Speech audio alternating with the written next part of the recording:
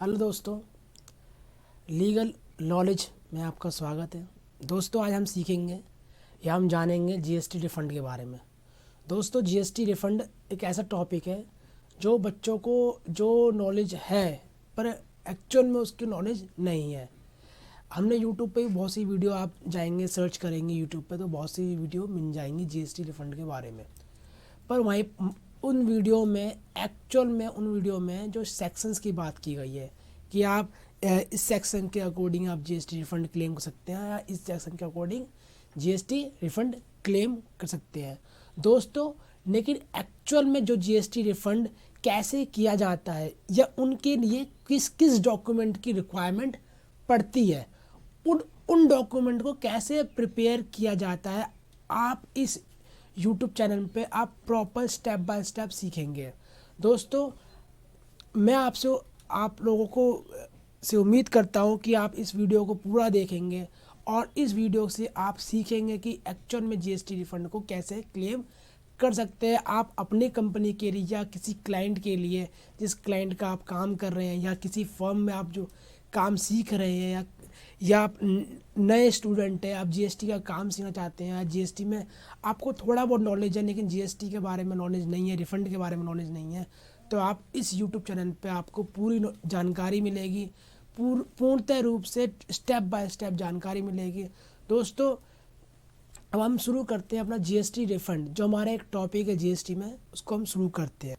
दोस्तों, जैसा कि आप देख रहे हैं कि GST refund available on GST portal. Yes दोस्तों, ये सच है कि यही एक्चुअल में लोगों को पता ही नहीं है कि जीएसटी में रिफ़ंड लिया भी जाता है। लोगों को मालूम पड़ता है तो उसमें कुछ टाइम वर्ड या टाइम लिमिट निकल जाती है। तो हम इस वीडियो में जानेंगे कि कितने प्रकार के रिफ़ंड होते हैं, किस किस तरह से हम रिफ़ंड को क्लेम कर सकते हैं, उनके लिए डॉक्यूमेंट किन किन तरह की रिक्वायरमेंट होती है। तो दोस्तों, आगे वीडियो बढ़ाते हैं। दोस्तों, how many refund available on GST portal. Actual में दो तरह के रिफ़ंड होते हैं, दो तरह के पैसों को हम आपसे मांग सकते हैं। एक, जो हमने कैश हम जमा कराते हैं, हम जीएसटी में चालान के थ्रू, जीएसटी चालान के थ्रू हम जो कैश जमा कराते हैं अपने पोर्टल पे टैक्स को सेट ऑफ करने के लिए। तो जब हम टैक्स को सेट ऑफ करते हैं और उस सेट ऑफ के बाद हमारा कैश में बैलेंस बच जाता है, या हम बाय मिस्टेक, जैसे हमें जमा कराना था 1 लाख रुपए या 1,000 रुपये, हमने बाय मिस्टेक उसके आगे एक जीरो और एक्स्ट्रा लगा के 10,000 रुपये जमा करा दिए, या हमें 10,000 जमा कराना था, हमने बाय मिस्टेक एक जीरो लगा के 1 लाख रुपये जमा करा दिया, तो हमारा 90,000 रुपये या कुछ अमाउंट हमारा एक्सेस पड़ा रहता है जो हमारा एक्चुअल में यूज़ नहीं हो सकता है। और तो उसी पैसे को हम कैसे रिफ़ंड क्लेम कर सकते हैं, तो हम कैश लेजर का जो मैम आपने पढ़ा, कैश लेजर में जो पैसा पड़ा होता है उसको हम क्लेम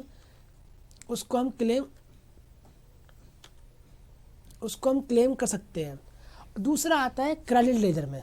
दोस्तों, क्रेडिट लेजर में जो हमारे पास इलेक्ट्रॉनिक क्रेडिट लेजर में पैसा पड़ा है, मींस जो हमने परचेज़ की हमने और उसके बिहाफ पर जो हमने आईटीसी क्लेम्ड किया है, और उस क्लेम्ड आईटीसी जो हमारा एक्सेस पड़ा है क्रेडिट लेजर में, मैं उन लोगों की बात कर रहा हूँ जिनका रेट या जिनके रेट ऑफ टैक्स में डिफरेंस होता है। मैं उन लोगों की बात नहीं कर रहा, कि मैं उन ट्रेडिंग वालों की बात नहीं करता हूँ जो 18 में बाय करते हैं और 18 में ही सेल करते हैं। जैसे जीएसटी हमने, जैसे सपोज़ आपने प्लास्टिक बाय किया 18 में और आपने 18 में ही प्लास्टिक आगे सेल आउट कर दिया जीएसटी रेट पर, तो उनके बारे में बात नहीं कर रहा हूँ। मैं बात कर रहा हूँ बेसिकली मैन्युफैक्चरर्स के बारे में। जो मैन्युफैक्चरर्स जो अपने प्रोडक्ट को मैन्युफैक्चर करते हैं और उसमें डिफरेंट टाइप्स के रॉ मटेरियल को यूज़ किया जाता है, और वो different types of raw material different types of rate के होते हैं। जैसे कोई 12% का है, कोई 5 का है, कोई 18 का है, और उसको मिला के जो प्रोडक्ट बनता है उस प्रोडक्ट की जो जीएसटी रेट है वो 5 या 12 है। जैसे फॉर एग्जांपल, मैं एग्जांपल देता हूँ, जैसे मोटर पंप जो वाटर मोटर पंप होती है उसके आप मैन्युफैक्चरिंग करेंगे तो जो स्टील, आयरन, नट जो होते हैं 18% के होते हैं। लेकिन जो आप पंप को बनाएंगे, आप मोटर्स को जब बना देंगे, पूरा पंप को बना देंगे, उसको आप सेल करेंगे तो वो सेल होता है मात्र 12% के जीएसटी रेट पे। तो जो 6% का जीएसटी गैप आता है उसको आप क्लेम कर सकते हैं, जैसा कि मेरे आप इस स्लाइड में देख सकते हैं। अब क्रेडिट लेजर की बात करूँ तो क्रेडिट लेजर में यहाँ पर कुछ तरह के रिफंड होते हैं, जैसे refund on ITC on export without any tax paid. Means आप इसमें आप समझिए, जब एक एक्सपोर्टर एक्सपोर्ट करता है बाहर, अब जब एक एक्सपोर्टर अपना माल बाहर एक्सपोर्ट करता है, लेकिन जो वो परचेजिंग कर रहा है वो अपनी कंट्री से कर रहा है। सपोज़ एक एक ए सेलर है या राम मैन्युफैक्चर है। Suppose for example Ram manufacture है, वो क्या करता है, रॉ मटेरियल जो है हरियाणा, दिल्ली, पंजाब या इन स्टेट से ख़रीदता है और उसको मैन्युफैक्चर करता है और प्रोडक्ट को बनाता है।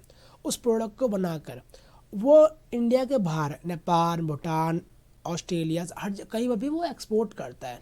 परंतु जो जीएसटी का जो रूल्स है वो केवल इंडिया में अप्लीकेबल है, बाहर अप्लीकेबल नहीं है। तो वो उन बिलों पर टैक्स चार्ज नहीं कर सकता, लेकिन वो एक्चुअल में उसने टैक्स तो पे किया है परचेज के माध्यम से। तो उसको जो आपने परचेज के माध्यम से जो टैक्स पे किया है, जो आपके क्रेडिट लेजर में आपके शो कर रहा होगा, उसको आप इस हेड के अकॉर्डिंग आप क्लेम कर सकते हैं। दूसरा आता है refund of supply made to SEZ unit. Means जो आपने सेज मतलब स्पेशल इकोनॉमिक जोन के लिए आपको सेल करी, तो वहाँ पर जो जीएसटी रेट होता है बहुत माइनर के टाइम पे होता है। मीन्स 0.1 होता है या 1% होता है। तो उसमें भी डिफरेंस आता है, आईटीसी में आता है। तीसरा आता है refund on inverted tax structure. जो मोस्टली रिफंड जो बनता है वो थर्ड नंबर पर बनता है। जो भी मैन्युफैक्चर के या डीलर का जो भी डीलर का रिफंड बनता है वो मोस्टली इस पर बनता है, थर्ड वाले पर। ठीक है, तो इसमें होता क्या है, जैसे मैंने बताया राम एक मैन्युफैक्चर था, उसने बाई रॉ मटेरियल परचेज़ किया और उन रॉ मटेरियल को परचेज़ करके एक प्रोडक्ट बनाया जो कि 12% में, लेकिन जो उसने रॉ मटेरियल परचेज़ किया वो 18% में है। ठीक है, तो उसके बीच में जो गैप आया वो 6% का है। अब एक्चुअल में राम ने 6% एक्स्ट्रा पे कर दिया गवर्नमेंट को, तो उस 6% को क्लेम करने के लिए उसको रिफंड अप्लाई करना पड़ेगा। और फोर्थ आता है डीम्ड एक्सपोर्ट। डीम्ड एक्सपोर्ट की तरह आपने एक्सपोर्ट क्लेम कर दिए। बाकी अदर्स और भी तरह के रिफंड होते हैं, लेकिन ज़्यादा वो इम्पोर्टेंस नहीं होते हैं। मेनली जो है ये 4 प्रकार के रिफंड होते हैं जो मेनली लिए जाते हैं जीएसटी डिपार्टमेंट से। और मेनली जो हम बात करेंगे अपने वीडियोस में वो 2 रिफंड की बात करेंगे, एक्सपोर्ट की और इन्वर्टेड टैक्स स्ट्रक्चर्स की। तो दोस्तों यहाँ पर आता है फर्स्ट में GST refund on export without tax payment. Means जिस पर आपने टैक्स पे नहीं करा आगे, मतलब आगे कोई भी टैक्स पे नहीं करा या तो कोई भी जो आपने डीलर को सेल किया उससे कोई भी टैक्स चार्ज नहीं किया एक्सपोर्ट में केस में। ठीक है, तो उसको आप जब आप रिफंड क्लेम करेंगे तो उसमें कुछ डॉक्यूमेंट्स की रिक्वायरमेंट बहुत ज़रूरी होती है। मीन्स उनके बिना आप रिफंड अप्लाई नहीं कर सकते हो। जैसा कि जो यहाँ पर आप देख सकते हैं मोस्ट इम्पोर्टेंट डॉक्यूमेंट, मीन्स इनके बिना जीएसटी डिपार्टमेंट आपको रिफंड नहीं देगी। इन डॉक्यूमेंट के बिना आपको रिफंड नहीं मिलेगा एक्सपोर्ट के केस में। ठीक है, पहला क्या है, GSTR 2A। GSTR 2A means जो आपके जीएसटी पोर्टल पे जीएसटीआर 2 में जो भी बिल रिफ्लेक्ट कर रहे हैं, जो आपके एक्चुअल में जो आपने क्लेम किया वो रिफंड कर रहे हैं नहीं कर रहे हैं, उसका जो आपको डाउनलोड करके कंबाइंड करके जो भी आप कंसर्न पीरियड का आप रिफंड क्लेम कर रहे हैं उसको आपको देना होता है। ठीक है, सेकंड डॉक्यूमेंट आता है annexure B. Annexure B as per CGST act. जब ये सीजीएसटी एक्ट की मैं बात करता हूँ तो इस एक्ट के अकॉर्डिंग हमें रिफंड क्लेम करना पड़ता है। तो इसमें एनेक्चर बी के बारे में बहुत आपको प्रेशराइज किया गया है कि आपको देना पड़ेगा। आपको कहा गया है कि इसके बिना आपका रिफंड प्रोसीड नहीं किया जाएगा। एक्चुअल में होता क्या है, इसमें आपको अपने इनपुट की डिटेल देनी पड़ती है जो कि आपका होता है मीन्स कि आपने कितना इनपुट लिया है, कितना इनपुट एक्चुअल में पोर्टल पर शो कर रहा है, क्या नहीं कर रहा। थर्ड होता है सेल रजिस्टर, जहाँ पर अपने आपके सारे एक्सपोर्ट के डॉक्यूमेंट होंगे। परचेज रजिस्टर, कैंसन चेक, अंडरटेकिंग, जहाँ पर आप अंडरटेकिंग देंगे कि मैं इसको अथोराइज करता हूँ कि मेरा ये रिफंड है एक्सपोर्ट के माध्यम से है। और लास्ट इज EBRC, जो कि आपको एक्सपोर्ट जो अथॉरिटी आपको इशू करती है पोर्टल पे, आप इसको ऑनलाइन के माध्यम से आप इसको डाउनलोड कर सकते हैं।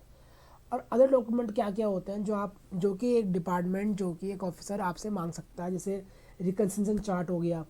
मीन्स इसमें आपने रिकनसाइल करके दे दिए कि मेरा इतना एक्सपोर्ट था, मेरा इतना इनपुट था। थर्ड इज CA सर्टिफिकेट, अगर 2 लाख से ऊपर का रिफंड है तो आपको CA सर्टिफिकेट की रिक्वायरमेंट होती है।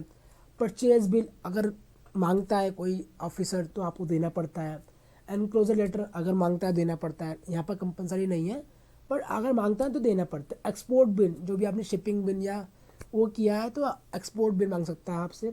या अदर रिलेटेड डॉक्यूमेंट, जैसे कि जैसे अदर कोई भी हो गया, जैसे शिपिंग बिल की डिटेल हो गई, कार्गो ट्रांसपोर्ट की डिटेल हो गई, अगर मांगेगा तो देना पड़ता है, ऐसे रिक्वायरमेंट नहीं होता है।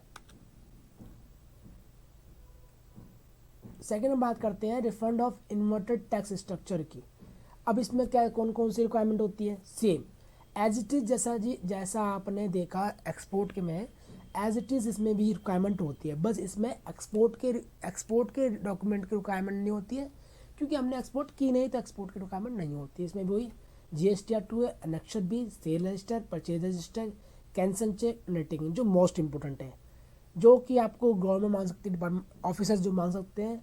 रिकन्सिलेशन चार्ट, CA सर्टिफिकेट अगर 2 लाख से ऊपर रिफंड का अमाउंट है आपका, परचेज बिल, एनक्लोजर लेटर या अदर कोई रिफंड। तो दोस्तों आज हमने कुछ ब्रीफ में नॉलेज ली GST रिफंड के बारे में, कि GST रिफंड में किन किन तरह से हम रिफंड क्लेम कर सकते हैं, कौन सा डॉक्यूमेंट की रिक्वायरमेंट होती है, किस और कैसे हम उस डॉक्यूमेंट को क्या अरेंज कर सकते हैं, कौन सा ऑफिसर्स एक्स्ट्रा डॉक्यूमेंट मांग सकता है, इन सब के बारे में नॉलेज ली हमने। तो दोस्तों मेरी सेकंड वीडियो में आप देखेंगे कि मैं स्टेप बाय स्टेप एक एक रिफंड को अप्लाई करूँगा on practical knowledge, practical way में, और एक एक डॉक्यूमेंट को आपको मैं बना के दिखाऊंगा कि कौन सा डॉक्यूमेंट किस तरह से आपको बनाना है, और किस तरह से आपको कौन से डॉक्यूमेंट में आपको प्रॉब्लम हो सकती है उसको भी मैं सॉल्व करके दिखाऊंगा, प्रैक्टिकल वे में दिखाऊंगा। कोई भी स्किप नहीं होगा उसमें, कोई भी कुछ नहीं होगा। उस वीडियो को देखने के लिए मेरे YouTube चैनल को सब्सक्राइब कीजिए, लाइक कीजिए और उसको शेयर कीजिए। Thank you so much.